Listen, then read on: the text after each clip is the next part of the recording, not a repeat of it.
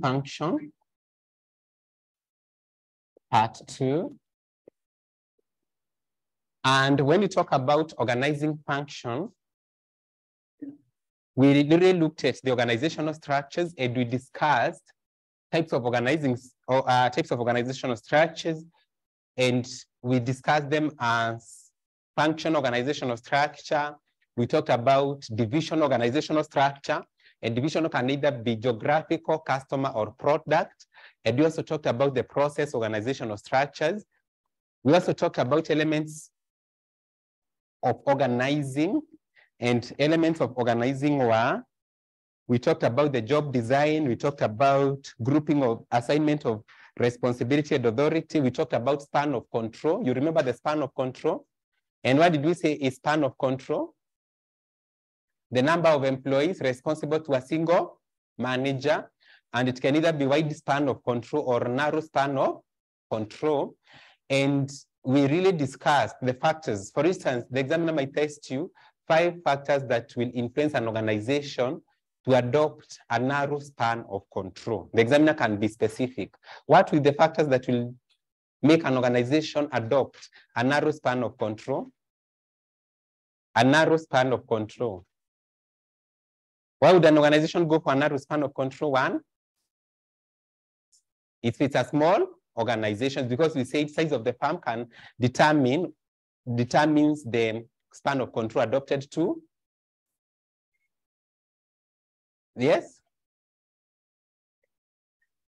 If the employees are not highly skilled and therefore they require a lot of attention from the manager. 3, if also the manager is not highly skilled, he would require less employees to supervise. Is that okay? 4, yes? Yeah, if the organization has resources. Is that true? If they have adequate resources to hire as many managers as possible. 5, yeah, if they do not have the technology to supervise many employees at once. Is that okay?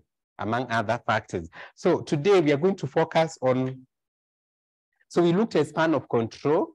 We are going to look at responsibility and authority. Responsibility and authority.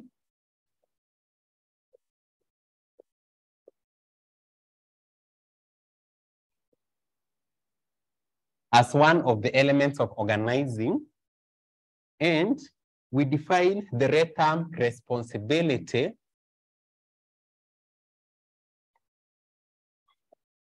obligation placed on a person who occupies a obligation placed on a person, obligation placed on a person who occupies a given position, who occupies a given position. Then authority. So the term obligation is very key. Responsibility means obligation, whereas authority is the right to exercise power. Right to exercise power. Right to exercise power. Right to give orders. Right to give orders. Right to give orders. And exert obedience. And exert obedience. That's what it means by authority. Now, authority has given rise to another term, which is power. Ability to exert influence on a person. Ability to have influence on a person. Ability to have influence on a person. And then another thing that we also need to understand is delegation. And delegation is process by which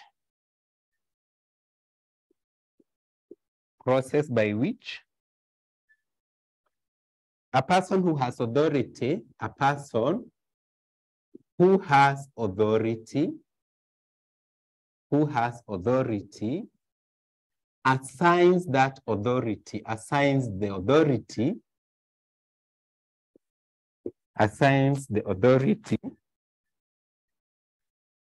to his junior.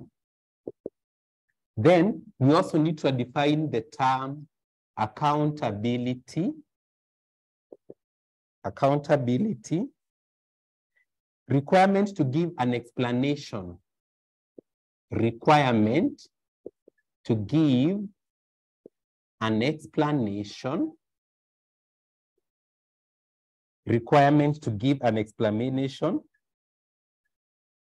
To your superiors. Requirement to give an explanation to your superiors. So those are the key terms when we are talking about responsibility and authority. And more importantly is to note that when it comes to authority and power, they are two distinct things. For instance, when you're in a leadership position, you know, there's a topic we shall distinguish between leadership and management. And leadership is the ability to influence. Is that okay? Whereas management, a leader influences. What about a manager?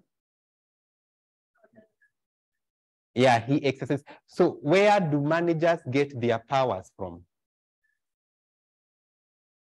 Managers get their powers, they get their authority by the virtue of their position in the organizational structure.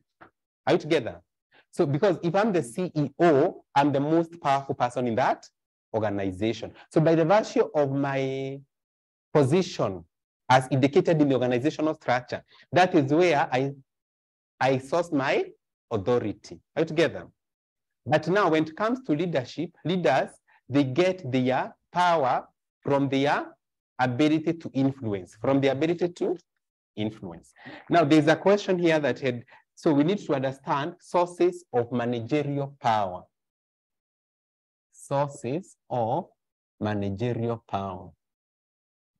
Another examiner might also test you types. Someone might use the word types. They mean the same, of managerial power. Where do leaders get their power from? One, legitimate power.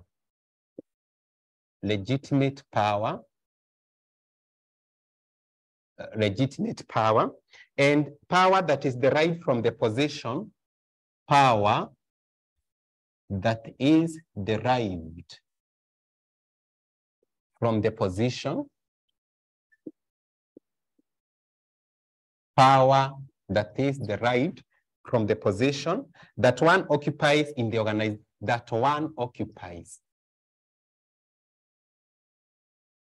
in the organizational hierarchy. That one occupies in the organizational hierarchy.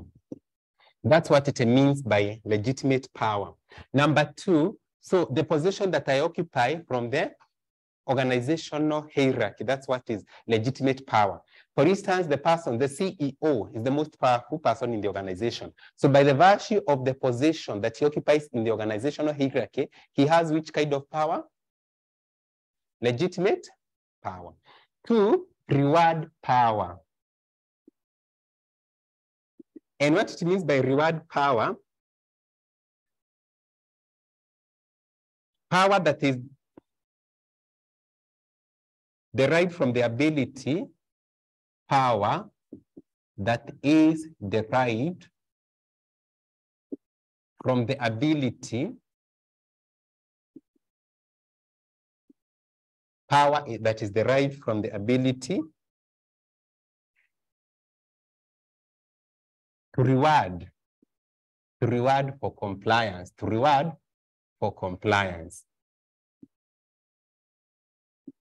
e.g., power to give promotion,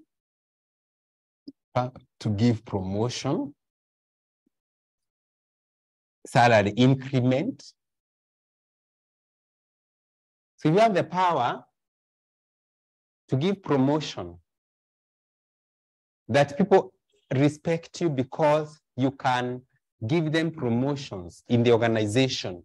Then the kind of power you have is reward power. The opposite is what? What if you have the ability to give punishments? People fear you. Coercive power. People fear you. Then the kind of power that you have is coercive power. Power based on fear, intimidation, and threat. Power based on fear, intimidation, and threat. Power based on fear, intimidation, and threat.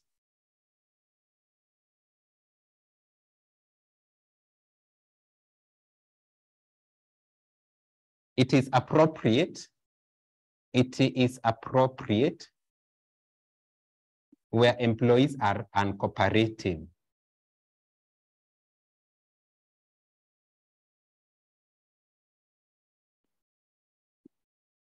Number 4 is referent power. Referent power. And what it means by referent power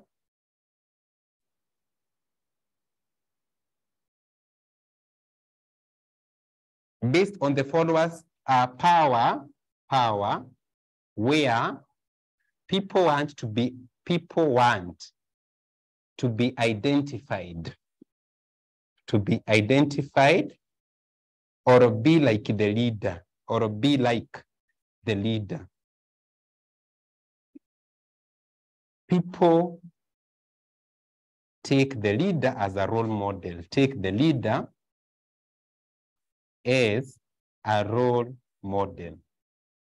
So where people admire, they have a lot of admiration with the leader. They just admire the leader the way, for instance,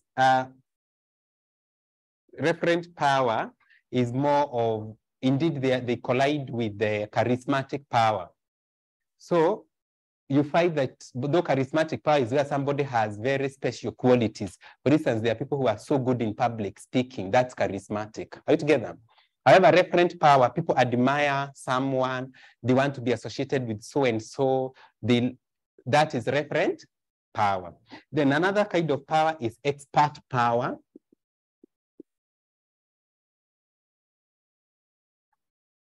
And expert power, this is power as a result of technical authority. So the person is so good in something. For instance, in your organization, maybe you are the person who is usually consulted on matters to do with accounts. Are you together? You are good in accounts, you know how to prepare books of accounts. So every part, even HR department, they come to consult you on matters to do with accounts. Then the kind of power that you possess is expert power, because you are an expert in accounts. So it's derived from specific knowledge and expertise of the leader. Derived from specific knowledge and expertise of the leader.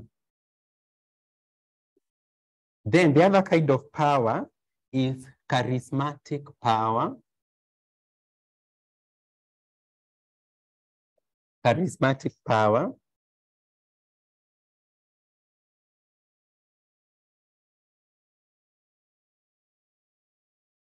Power derived from special power derived from special qualities, abilities, and talent. E.g., public speaking talent. And then association power.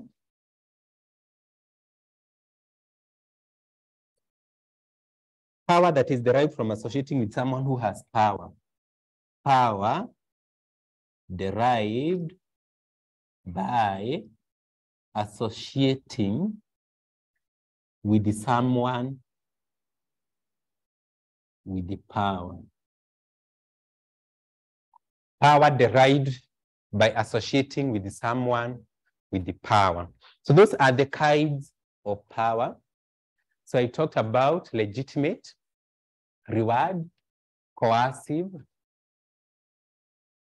referent, technical authority or expert power, charismatic, and association power. So those are the kinds of power that we have. Those are the kinds of power that we have. Let's look at delegation. Delegation.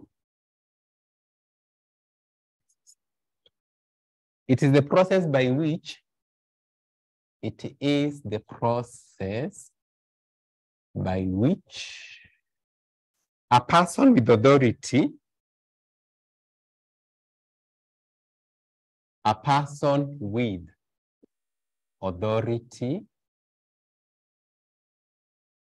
confers part of the authority, to his juniors,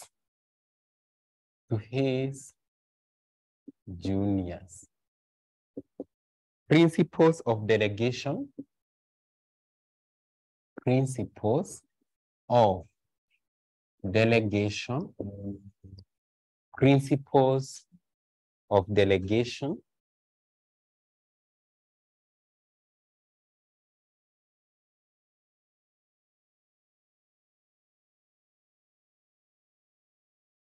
And one of the principles of delegation is functional definition.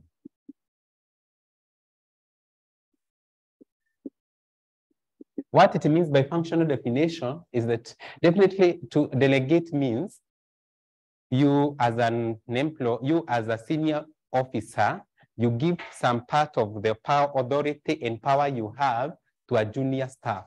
Are we together? And one of the principles of delegation simply means it's more or less the same though we are going to discuss them separately, it's the same as guidelines to effective delegation. So if you are delegating, what do you need to do? One of them is that the power being delegated,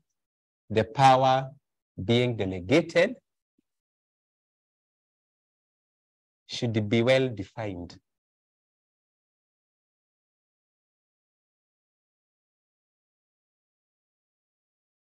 Number two is unity of command.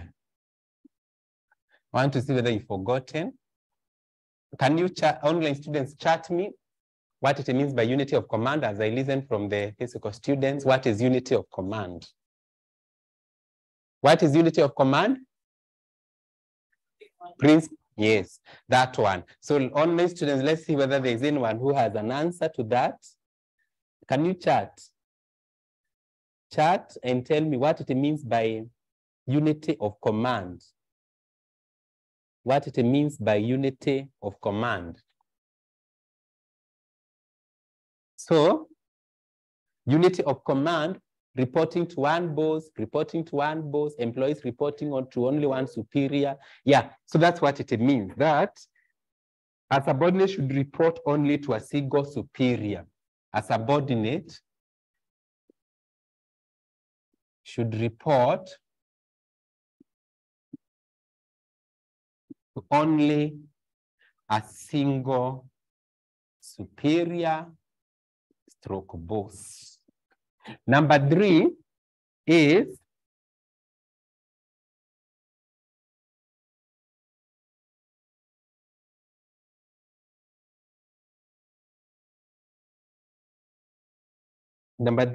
principle absoluteness of responsibility.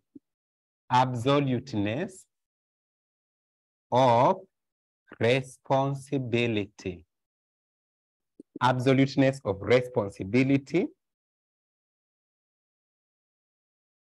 Now, we are asking ourselves, when you delegate authority to the subordinate, who remains with the obligation?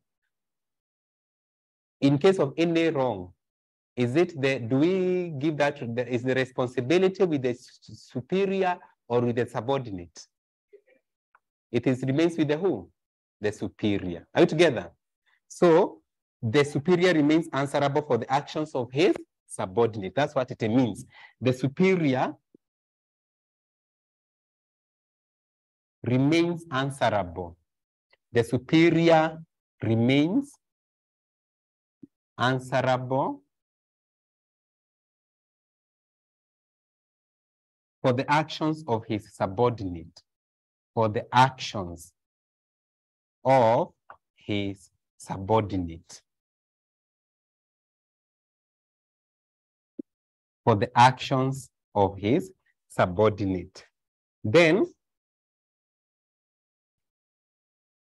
parity of authority and responsibility. Parity of authority and responsibility.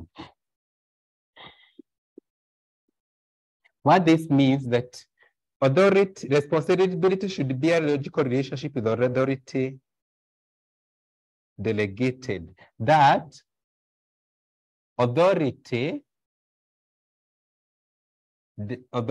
delegated should be equal to the level of responsibility, to the level of responsibility expected. Number 5 is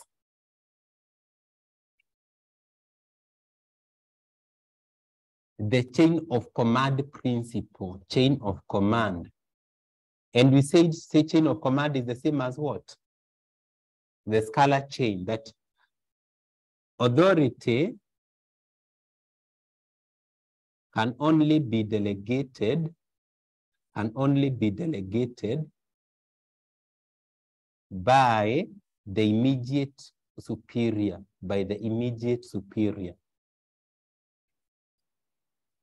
So there's no way that you are a junior staff and then you start saying that authority has been delegated to you by the CEO. There should be this principle of the scalar chain or the chain of command. So your immediate superior is the only one who can delegate authority to you. Now, let's ask ourselves importance of delegation. Why do we delegate? Why is delegation necessary? Importance of delegation. Importance of delegation. Importance of delegation. Does it quicken decision making? Is that clear? Because now it's like, it's more of decentralization. Now you give the decision making authority to who? To the juniors. So quickens decision making. Or we can say quick decision making. Quick decision making. Another importance is that it also lessens the manager's workload so that the manager can be able to focus on what? On strategic issues. Are you together? Even as the manager, we say the top level managers, they focus on strategic matters. So instead of thinking of operational issues, they're able to focus on strategic issues. So lessens the work of the manager to enable him focus on strategic issues. Lessens the work of managers to enable them focus on strategic issues. Number 3,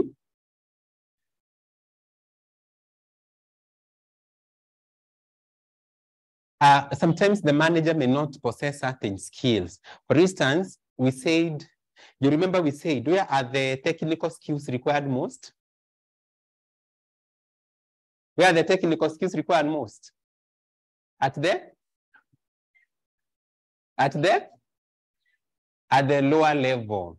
And we say, we said, for instance, you are the one who is working, who is supervising the workers. They are preparing the whatever, the balance sheet.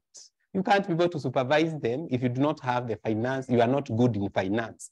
You don't have financial accounting skills. You need to have financial accounting skills for you to know whether this balance sheet is prepared appropriately or not. Are you together? Now, you find that most of the cases, you find that the top level managers, you know, the top level managers is even made up of the owners of the organization. Are you together? Or even the founders. For instance, talk of Naivas supermarket, Tasky supermarket. Not necessarily, the owners may not be good. The founders are not skilled in every aspect. Are we together? They are not skilled in finance or maybe HR. So they may require to hire experts to enable them undertake those duties. So meaning another importance of delegation is that it enables managers to delegate to experts. Are we together? It enables managers to delegate to experts. Enables managers to delegate to experts. So we can say managers may not have expertise on all areas of the organization, and therefore, by delegation, they hire experts. Number 4, another importance, provides an opportunity for training and development. Do you agree with that? Provides an opportunity for training and an opportunity for training.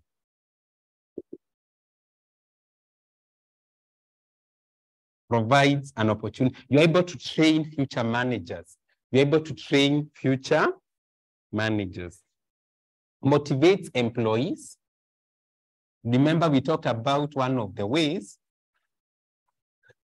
to motivate employees is to give them decision-making authority. And through delegation, we're able to give employees decision-making authority.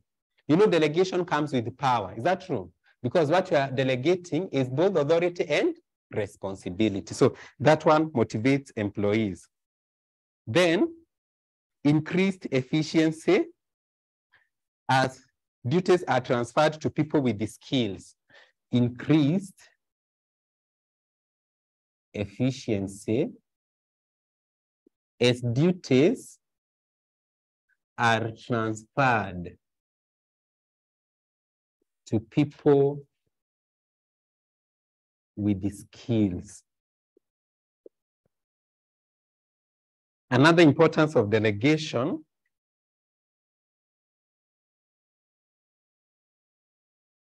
facilitates organizational growth. Facilitates organizational growth and increases flexibility of the organization. Increases flexibility of the organization. So let's talk about barriers to effective delegation. Barriers to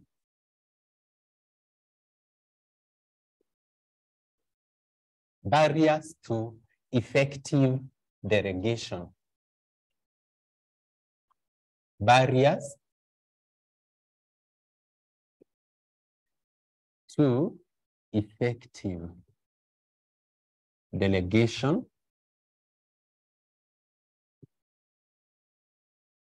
barriers to effective delegation. One,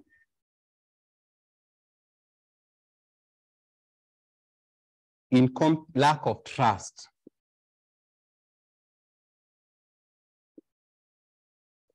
Lack of trust between who? The manager and the subordinates. Number two is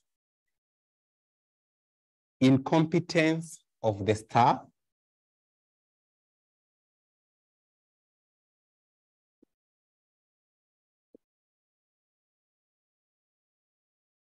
Number three,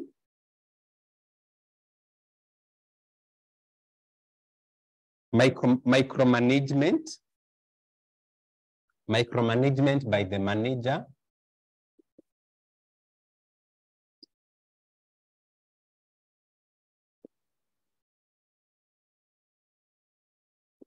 Number four, insufficient definition of the tasks.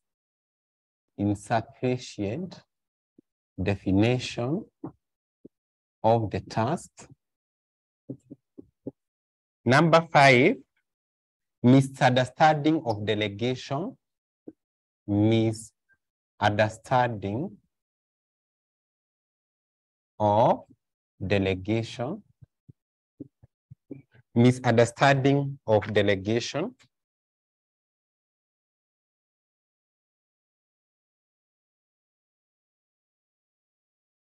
Number six, fear of failure.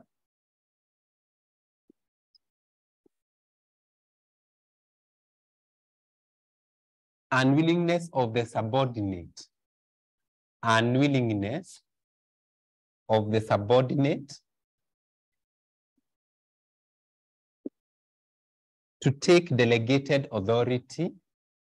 To take delegated authority. Fear of the manager being outshone by the subordinate. Fear of the manager being outshone by the subordinate. So those are the barriers or limitations. Then let's also discuss guidelines to effective delegation. Guidelines to effective delegation.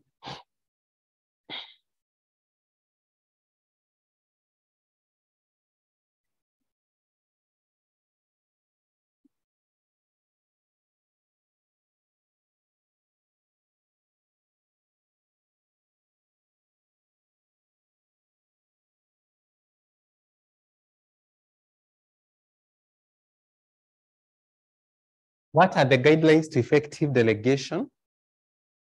And you remember the principle of functional definition.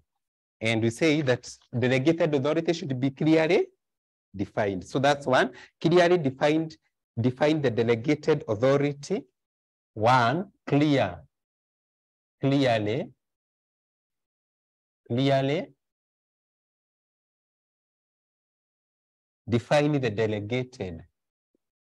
define the delegated authority.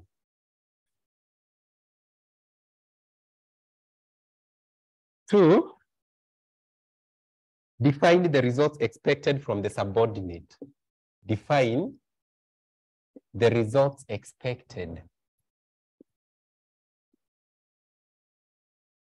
from the subordinate.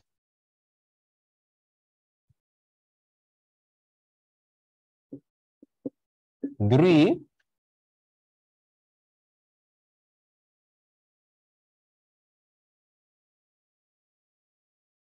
create a climate of mutual trust. Create a climate of mutual trust. Allow room for mistakes. Allow room for mistakes.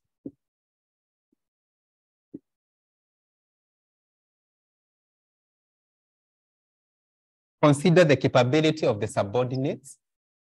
Consider the capability of the subordinates.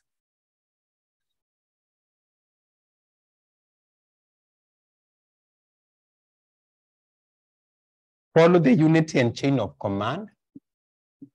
Follow the unity and chain of command.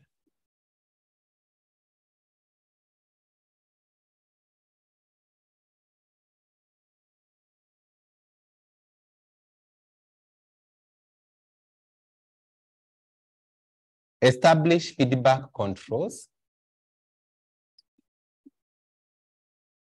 Establish feedback controls.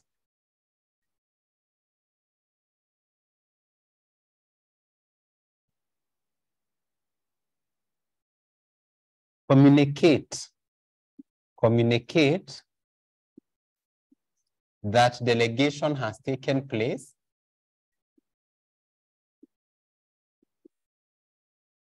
Communicate that delegation has taken place to the person being delegated, to the person being delegated, and anyone affected, by delegation.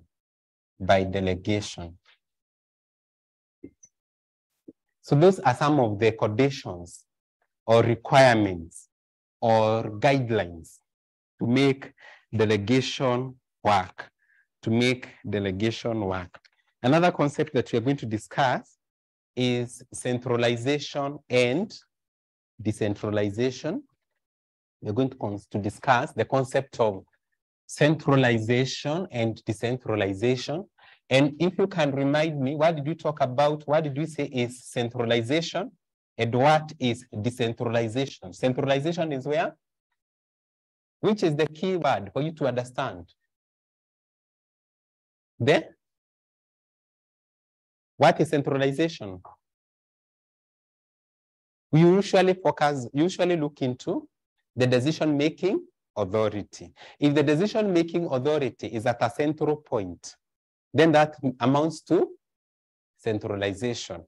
Whereas if the decision-making authority is dispersed to the lower levels, that's what is decentralization. For instance, delegation is one of the forms of decentralization because you are dispersing the decision-making authority to the lower level managers. Are we together? Because who is now delegating the authority? It is the superiors, the top level managers, giving the authority to those managers who are below them. Indeed, this is the systematic and consideration of authority at a central point in the organization. Decentralization is deliberate effort to delegate all the decision-making authority to the lower levels and only retain the authority that cannot be delegated. Are you together? So if you are trying to define the term centralization or decentralization, then it is always appropriate to base your definition on decision-making authority. Where decision-making authority remains at the top, that is centralization. Where it is dispersed to the lower level managers, that is decentralization. So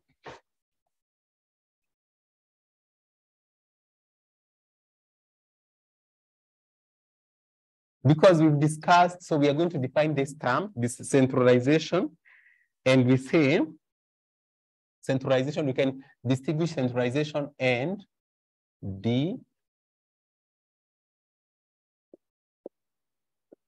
decentralization. And as we said, centralization, decision-making authority,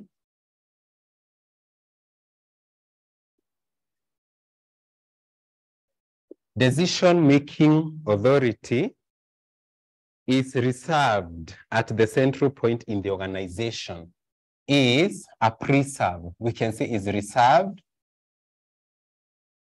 or is a preserve a pre-serve of the top level managers.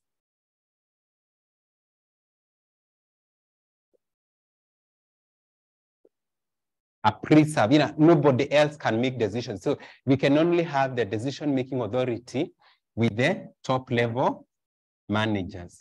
Whereas decentralization is the concept where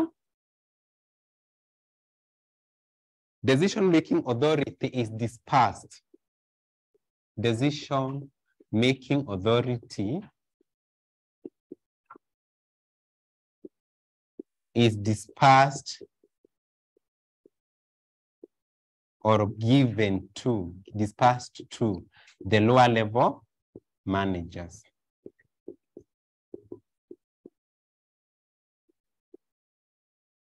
Now let's look at advantages of centralization.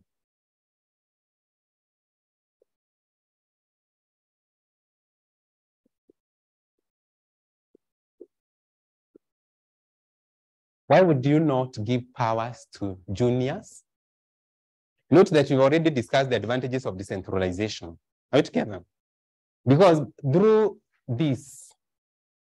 the benefits of delegation, you have the benefits of decentralization. Sindio? For instance, decentralization will motivate employees. Do you agree with that? Will it motivate employees? Sindio? Will it enable the senior? All those benefits of delegation are the same benefits of decentralization. Now, why don't you want to give powers to the juniors? Why would you be hesitant? You don't want to give them decision-making authority. Yes? Yes? So you don't have, so you don't trust them. Is that an advantage, really? I think that's a disadvantage, mistrust. So one, yeah, yes? How is responsibility?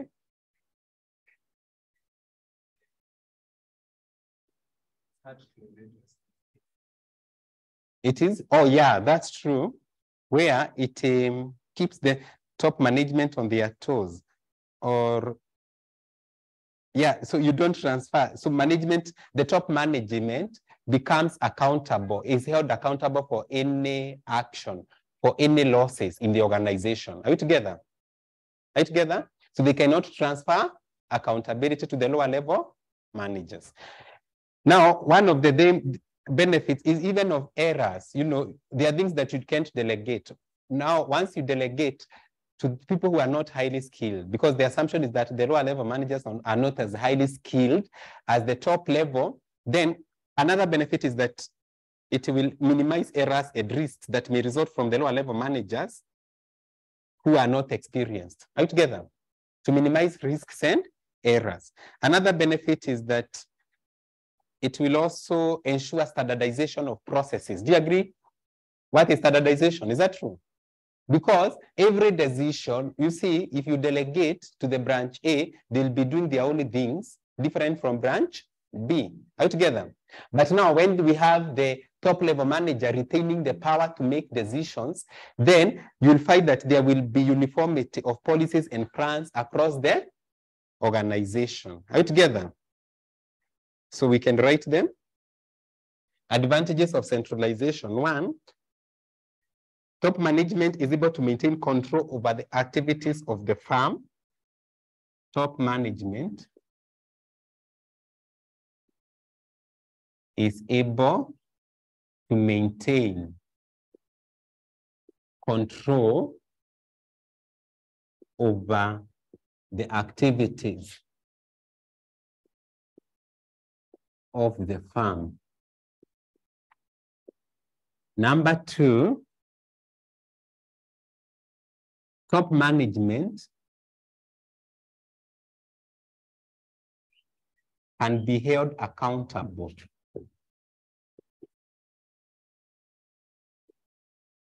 Can be held accountable for any consequences. or results. Number 3, ensures uniformity and standardization of policies, ensures uniformity and standardization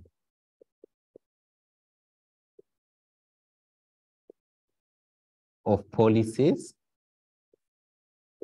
ensures uniformity and standardization of policies,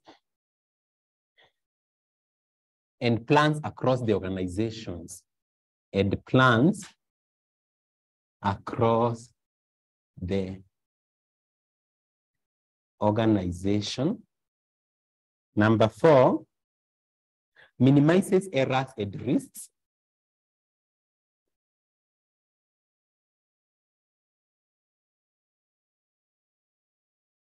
Minimizes errors and risks that may result from lower level managers, making decisions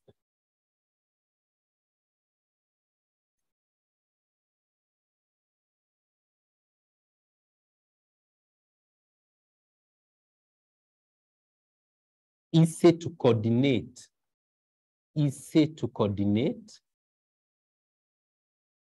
and control from central point.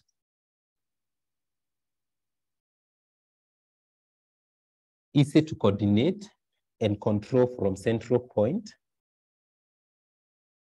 Eliminates duplication. Eliminates duplication. Eliminates duplication. Ensures a consistent corporate image. Ensures a consistent corporate image.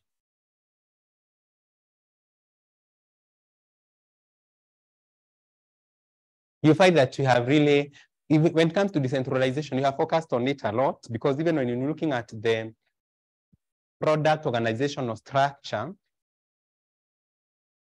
customer organizational structure, as well as the geographic organizational structure, that was decentralization. Do you agree? So even decentralization benefits are so many: motivating employees. An organization can be able to serve a large geographical area. It's a quick decision making. Where is quick decision making?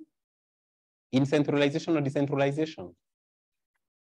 Decentralization. So let's look at so those are the advantages where an organization would go for centralization as opposed to decentralization. But then let's also look at, again, arguments against decentralization. Arguments against decentralization.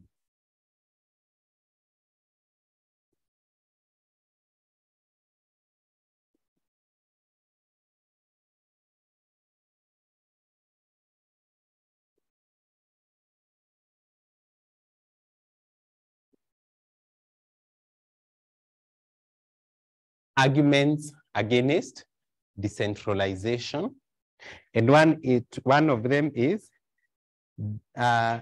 delayed decision making. Delayed decision making.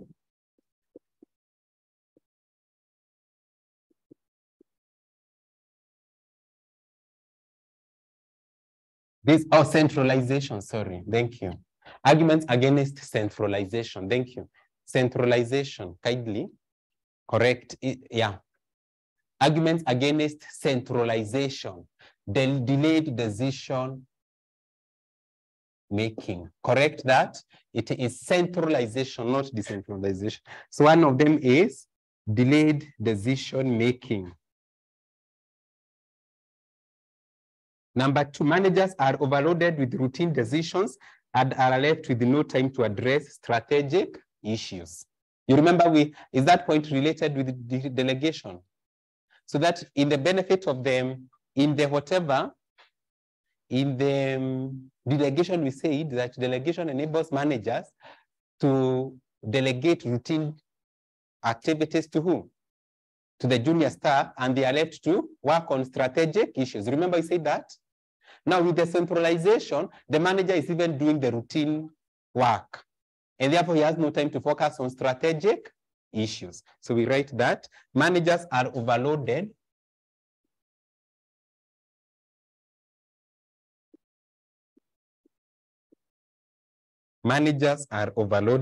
with routine activities and have no time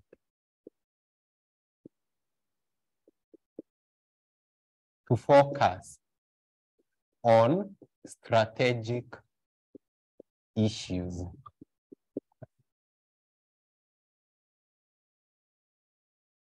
Lowers the morale of employees.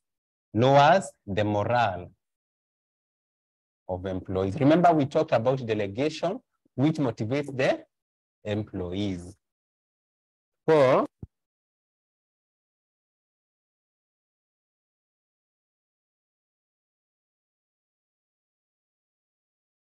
managers are not experts.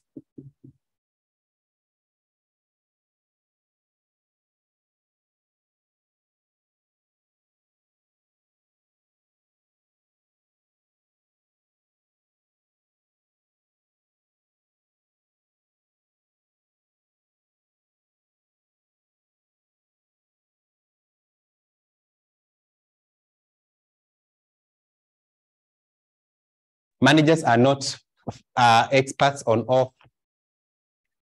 all the functional activities of the firm.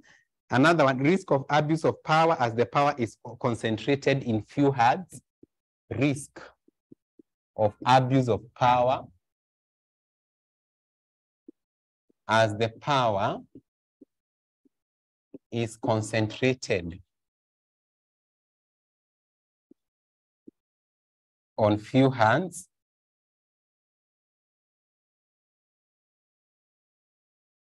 Stifles creativity and innovation.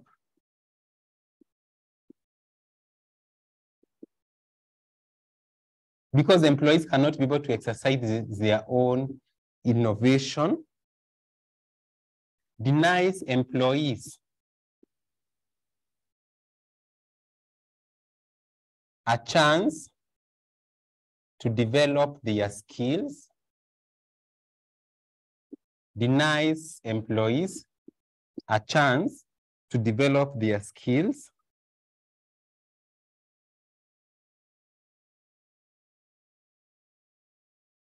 excessive bureaucracy,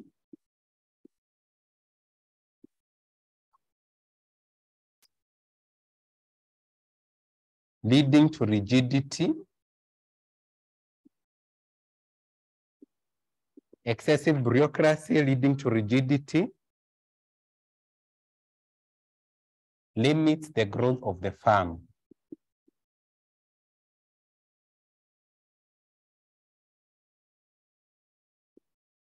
How does it limit the growth of the firm?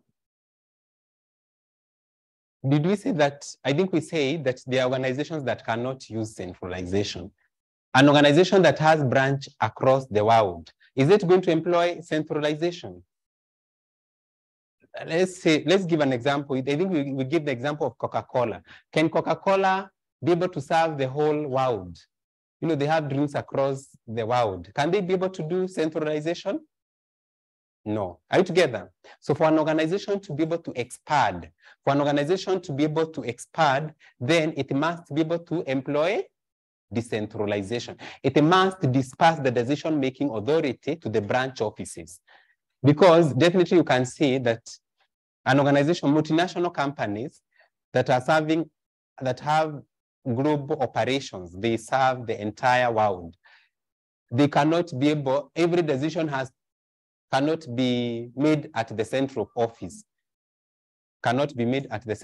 So they have to delegate their authority to the branch offices. They have to delegate that authority to the branch office. So that one brings us to the end of today's class, that is organizing